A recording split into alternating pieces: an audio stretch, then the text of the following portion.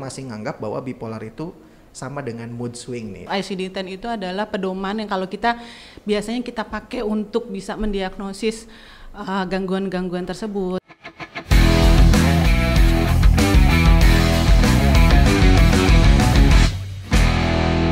Assalamualaikum warahmatullahi wabarakatuh. Halo Today's People semuanya, dan kembali lagi di podcast Cianjur Today. Nah, banyak yang tidak tahu bahwa pada tanggal 27 Maret kemarin itu merupakan ada peringatan Hari Bipolar. Nah, kalau ngomongin bipolar sebetulnya tidak asing ya, karena banyak sekali kita dengar baik itu di stasiun TV, di berita atau juga di radio mengenai hal ini. Tapi sebetulnya apa sih bipolar itu? Tanpa kita sadari sebetulnya banyak fenomena ini terjadi di sekitaran kita. Untuk itu pada podcast kali ini kita kedatangan seorang tamu pakarnya ya kalau ngobrolin bipolar. Apa kabar Ibu Dokter Putri Ratna Palupi? Ya, selamat siang. Ya, Kang Aryo ya, dan betul, semua pemirsa. Aryo pakai Ibu, soalnya banyak yang ketukar. Aryo. Banyak yang pakai. Sehat Ibu, bagaimana kabarnya hari ini? Alhamdulillah. Moga-moga semua kita semua ya dalam masa pandemi ini selalu diberi kesehatan untuk segala aktivitas ya. Amin. Ibu, saya mau izin kalau boleh untuk buka masker supaya suara saya lebih kedengaran jelas, boleh? Sekalian saya juga ya. Gitu. Kan jadi cantiknya kelihatan ya warganet.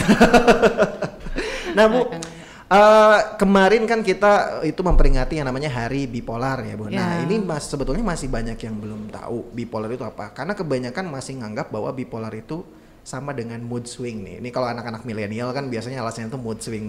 Nah sebetulnya si bipolar ini itu apa sih Bu, kalau boleh dijelaskan? Ya, baik Kang Aryo. Sebenarnya bipolar ini apa yang bipolar ini merupakan salah satu gangguan jiwa sebenarnya ya.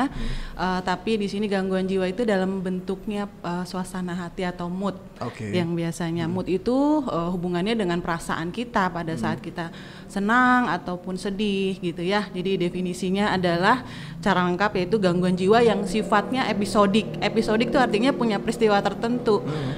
Punya apa namanya episode satu episode gitu ya. Nah, episodenya inilah bisa namanya bipolaritas itu ada sedih dan ada senangnya. Di sini kita bilangnya mania dan depresi gitu. Itu ada dua mood yang berbeda. Bukan berbeda ya, maksudnya saling berlawanan gitu ya, sangat berbeda jauh. Senang sekali, sedih sekali, seperti itu. Nah dari bipolar ini kan kalau misalnya ngomongin masalah mood, kadang misalnya lagi senang-senang banget, kalau misalnya sedih-sedih banget gitu kan, depresi tadi, itu kan bukannya setiap orang bisa mengalami hal itu Bu. Jadi apa yang membedakannya sebetulnya kan bipolar ini? Gitu. Ini memang ada kriteria tertentu. Biasanya kan kalau mood ya ada di baseline,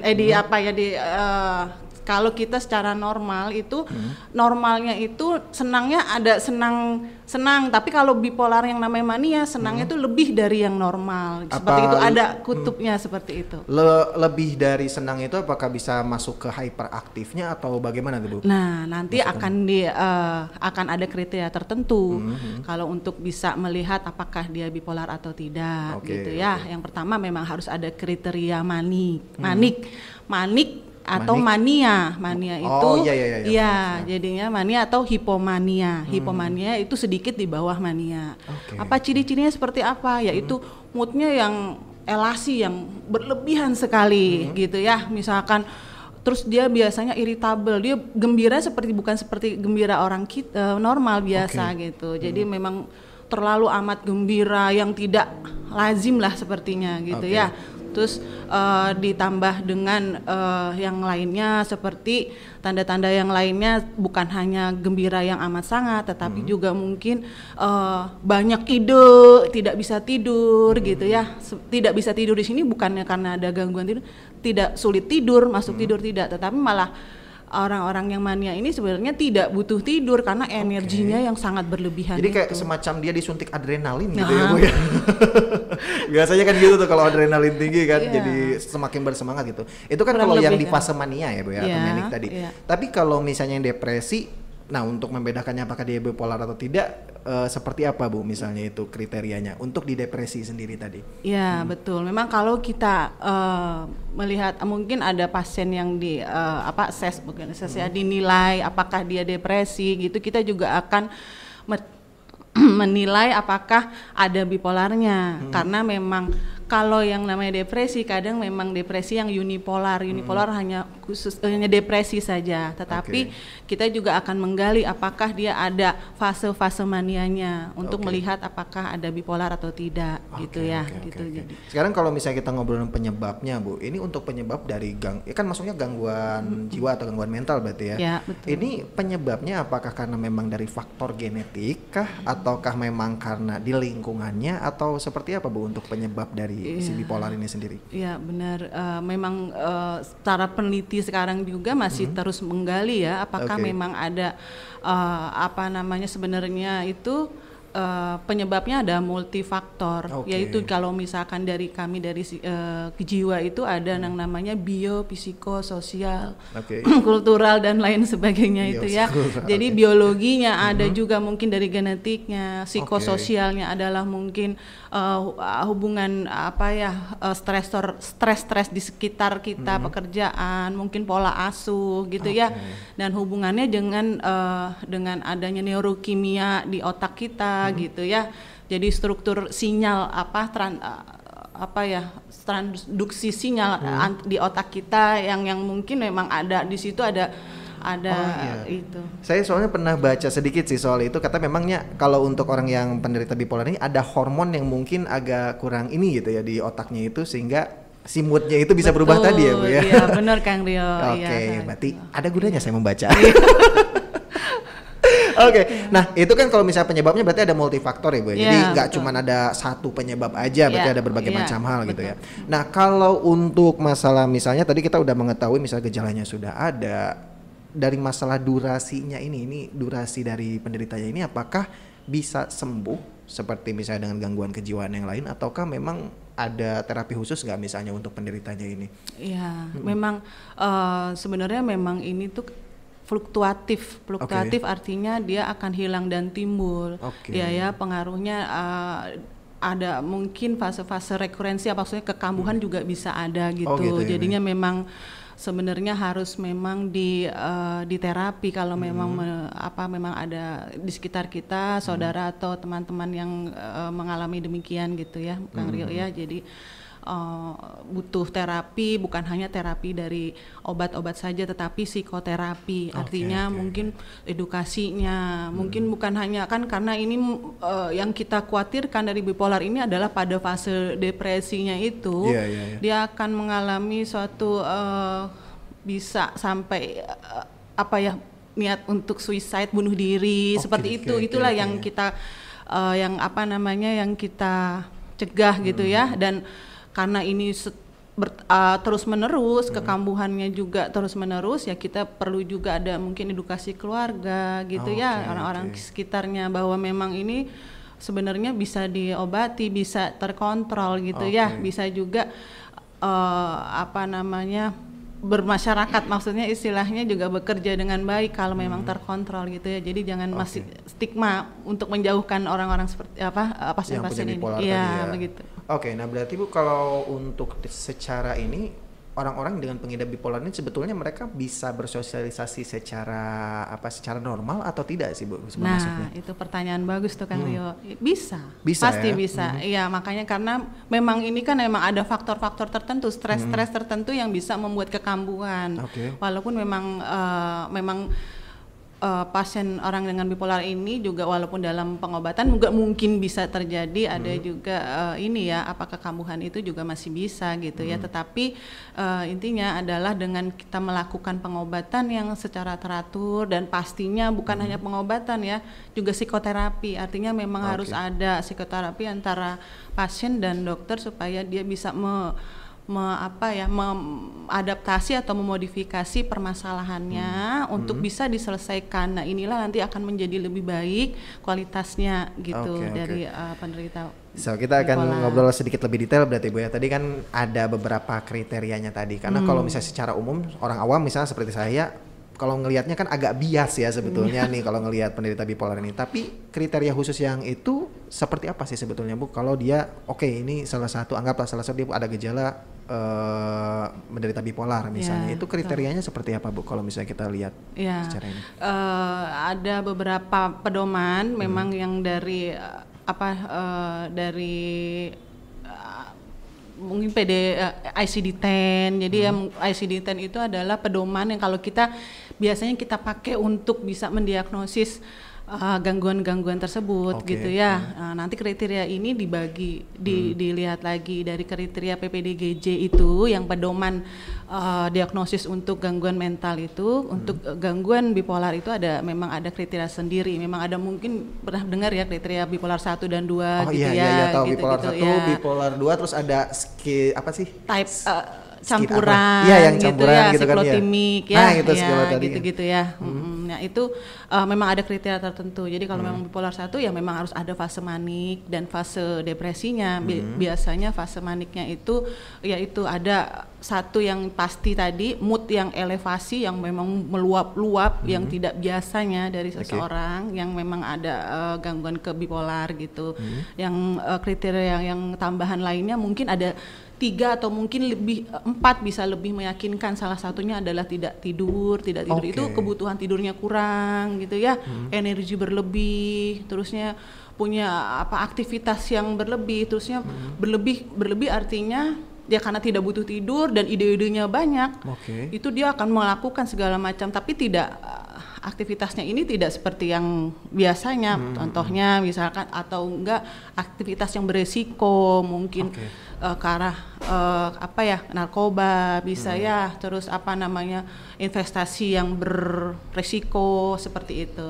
Ya, itu salah satu. Itu berarti beberapa kriteria tadi lebih ke arah gejala dia mungkin kesehariannya lebih berbeda mungkin. Betul kan.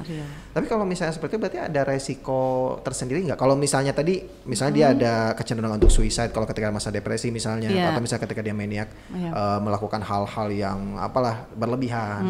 Tapi kalau untuk orang sekitarnya, apakah ada anggaplah misalnya ada sesuatu hal yang bisa berbahaya atau mungkin agak sedikit mengganggu misalnya Bu untuk orang-orang sekitarnya, apakah ada kecenderungan ke sana nggak Bu kalau untuk bipolar ini? Untuk lingkungan sekitarnya ya? Lingkungan sekitarnya maksudnya penderita gangguan ini saat di lingkungan saat berada di lingkungan ya. Seperti apa? Mungkin apakah bisa membahayakan atau tidak misalnya untuk hal-hal seperti itu Bu?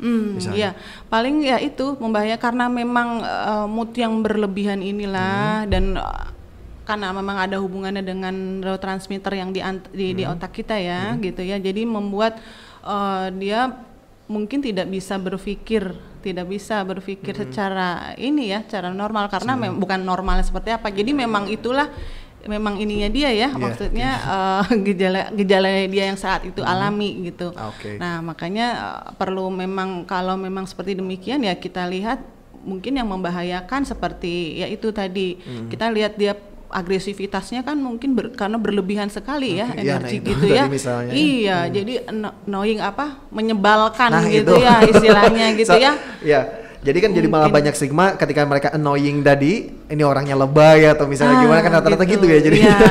Tapi jangan salah sangka loh Kang Rio. Jadi memang banyak di antara kita gini yang juga hipoman, tetapi perbedaannya adalah dia fungsinya tidak terganggu. Artinya fungsinya tidak terganggu artinya adalah pekerjaannya dia bisa lakukan dengan baik gitu ya. Nah, kalau yang pada gangguan ini dia sudah tidak bisa lagi, jadi dia tidak bekerja, normal, masih ada kontrol mungkin terhadap dirinya seperti itu. Dia bisa melakukan misalkan ibu rumah tangga, melakukan pekerjaan sebagai ibu rumah tangga, pelajar sebagai pelajar gitu ya, belajar gitu ya.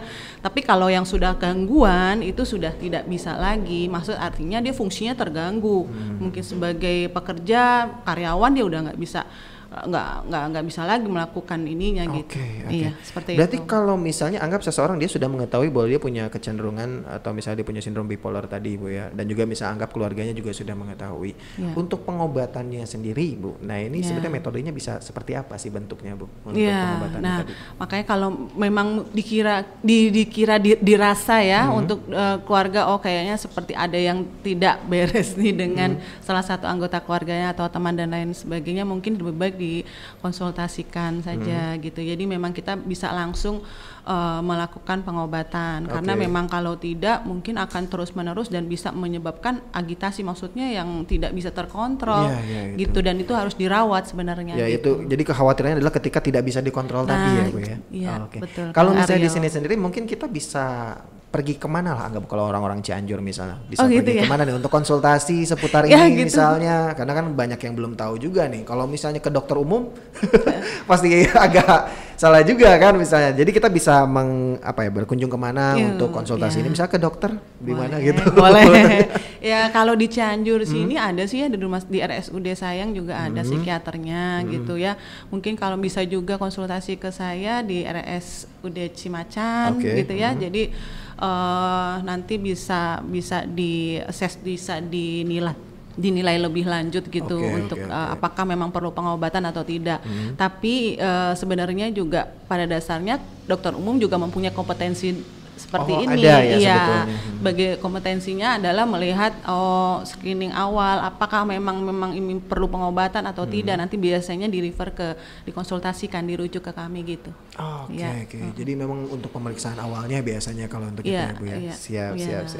Ya, Berarti Bu kalau untuk ini sendiri sebetulnya Ibu secara pengalaman aja ini ya, kalau sudah secara waktu praktek itu di sini sudah berapa banyak berarti Bu yang sudah ditangani oleh Ibu sekarang di sini? Iya, kalau untuk pengobatan ya karena kan berbeda-beda satu pasien dengan pasien lain ya, dan juga pengaruh stigma itu artinya diskriminasi kalau sudah orang datang ke psikiater aja dibilangnya padahal tidak demikian ya Kang Aryo ya, jadinya juga itunya juga membuat kadang suka tidak diobati ya bertahun-tahun nah gitu, tapi intinya kita terus aja untuk bisa edukasi juga ke keluarga seperti itu. Lebih ke arah keluarga dan lingkungan sekitar mungkin masyarakat umum lah ya Bu ya, biar tadi stigma tidak ada stigma negatif terhadap mereka ya. Tapi kalau soal obatnya sendiri ada obat khusus nggak sih Bu untuk ini? Iya pasti ada ada obat khusus,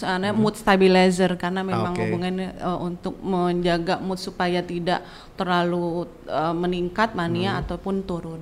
Tadi ada khusus tadi ya biasanya. Siap. Well, ini sebetulnya obrolannya sangat informatif sekali Bu, dan mungkin bisa memberikan edukasi kepada masyarakat kita ya mengenai bipolar itu seperti apa, gejalanya apa, dan penanganannya seperti apa tadi ya Bu ya, supaya tadi biar nggak ada stigma negatif, terus juga orang-orang tuh bisa cepat menanganinya intinya. Betul, ya. Mungkin pesan terakhir deh Bu. Waduh, pesan terakhir kayak gimana? Ya maksudnya di akhir obrolan kita, di akhir obrolan kita ini mungkin ada pesan khusus misalnya kepada masyarakat Cianjur misalnya untuk memahami mengenai bipolar ini sendiri. Jadi memang untuk para masyarakat Cianjur ya khususnya memang sebenarnya tidak perlu dikhawatirkan terlalu berlebihan ya gitu, dan jangan dianggap maksudnya jangan dibuat diskriminasi terhadap pasien-pasien yang demikian gitu. Jadi mungkin kalau memang menemui atau mungkin dimintakan saran melihat atau mintakan saran bagaimana dengan situasi yang berhubungan dengan mania dan bipolar ini, itu mungkin lebih baik untuk segera disarankan untuk cepat ke konsultasi. Jadi pokoknya lebih cepat lebih bagus ya Bu ya.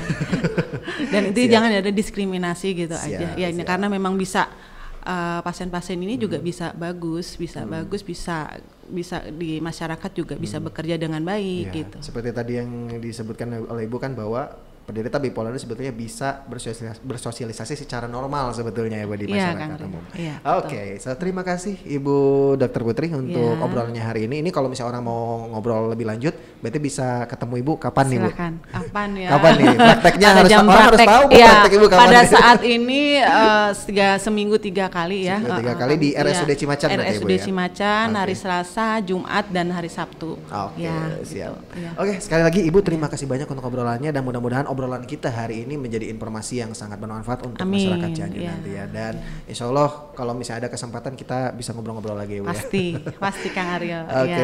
So itu dia tadi Today's People, obrolan kita hari ini mengenai apa itu bipolar dan juga berbagai macam hal yang menyangkut tentangnya. Dan mudah-mudahan kalau misalnya kamu punya keluhan yang sama atau mungkin ada pertanyaan seputar bipolar ini sendiri, tadi kamu bisa tulis komentar kamu di bawah atau juga bisa langsung konsultasi ke Ibu Dokter di RSUD Cimacan tentunya. Praktek yang tadi disebutkan, atau nanti kita cantumkan di link deskripsi ya mengenai hal-hal yang kita bahas hari ini. Dan terima kasih, tentunya jangan lupa untuk like, share, and subscribe video ini, dan juga share juga biar banyak orang yang bisa melihat, mendengarkan, dan juga mengetahui tentang informasi ini. Akhirnya saya Aryo Rosmana undur pamit, sampai jumpa di podcast kita selanjutnya, dan tentunya tetap update di www.cianjurtoday.com. Assalamualaikum warahmatullahi wabarakatuh. Waalaikumsalam. Makasih semua.